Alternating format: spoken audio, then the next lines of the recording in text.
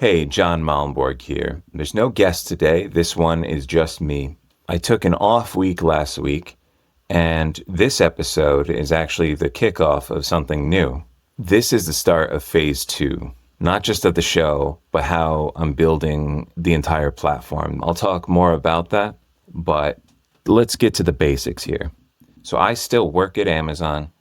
I'm still organizing, and all the things that I brought into the beginning of Malmborg Report, the exposés on Amazon's unfair labor practices, the way they union bust, that is the core of the show.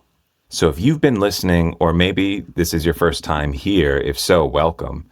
It would be fantastic if you subscribe to the YouTube channel. I also have a weekly newsletter at my website, johnmalmborg.com.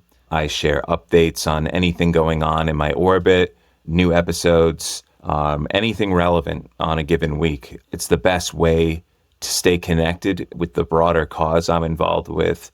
Those are tangible ways you can support Malmborg Report and my overall project going forward. So for the first 10 episodes, it was a weekly pattern, largely interview driven. And in what is now phase two, as I like to call it, the audio podcast itself is going to be a bi-weekly cadence. However, that doesn't mean I'm going to be posting less. I'm going to be producing a wider range of content on YouTube. I'm still going to do interviews, but I'm not going to wait for the podcast to release the interviews. They'll go straight to YouTube. And over a cycle, different content I make will make it to the podcast. One of the main things that motivated me to enter phase two is having more flexibility in getting the messages out.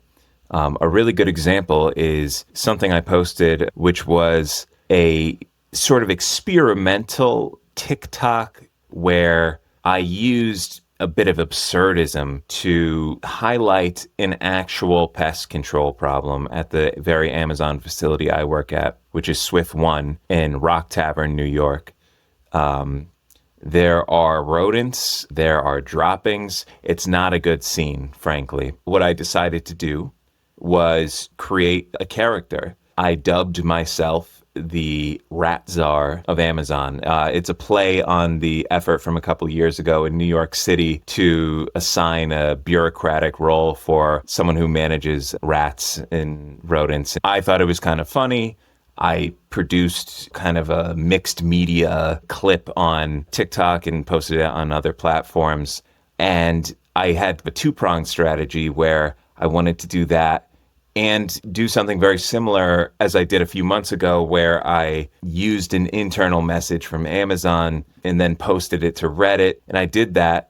And it didn't take off like wildfire, but it's the kind of media strategy that I want to employ, where it's not just a single thing like a podcast where I just release something and move on to the next. I want to be a little more nimble and dynamic in how I engage with this topic, because we live in such a technologically complex, algorithmically driven period. I want to be able to meet the moment.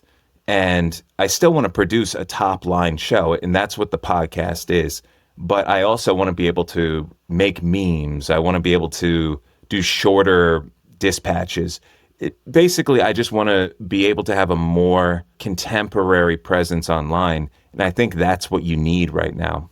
And although that particular example is a little bit silly or humorous, the reality is it's still driven by very real conditions that us workers at Amazon are exposed to. We're in this warehouse. There's a pest control problem. There are ripped up bags of dog food that attract the pests. And that's a safety hazard for us. For whatever reason, Amazon can't seem to get that under control, or they just lack the willingness to sacrifice maybe profit, say maybe not storing certain types of items. It's just a reckless environment. And those are the kind of things people should know about. People might be peripherally aware of some of the labor issues at Amazon, but they may not know just kind of all the inside details. A lot of people working in more clinical or comfortable office environments might not consider these things. It's more than just a bit, right? It's an awareness campaign. And that brings me back to YouTube as the primary engine for what I'd like to do, because I can do a range of content on YouTube. I can do shorts, whether it's a goof or just a quick message. I can do actual podcast episodes. I can do interviews that don't have to wait for the schedule of the podcast. I can also do things like react to current events, articles and news, and I can give you real-time reaction and analysis to it. So I think YouTube is just going to be the hub for everything. Another thing I'd like to mention is how appreciative I am, and I want to express gratitude for everyone who's been supporting the show, all of my guests who have come onto the show. I've had, I believe, 9 interviews so far. That's amazing. And I really appreciate the time people take to come on and talk to me. I really appreciate people's willingness to engage in this discourse and bring something to the show. And I really appreciate all of you for listening. And yeah, with your support, the sky's the limit in terms of how wide of an impact we can make. So just to clarify, yes, I'm changing the podcast cycle, but I'm only still just beginning my efforts here. It's going to be rooted in not just my labor work, but also my creative voice, whether that's, my background in music, whether it's experimental TikToks about rats, anything goes, right? So yeah, support the show, newsletter, YouTube. Those are huge things you can do right now. And yeah, with your support, this can be anything it needs to be. We live in a very precarious time period. There are a lot of things going on in the news right now. And when I say the news, that means reality. The very existence of our society is in question. And labor is a frontline effort in this. It's not just about, our wages or the specific material conditions in our workplaces, but it's about people power. It's about fighting back. It's about gathering together and actually changing the systems in which we live. And it's not all going to be about our workplace, but workplaces is something that most people have in common, and it's power. And that's what the power of the unions are.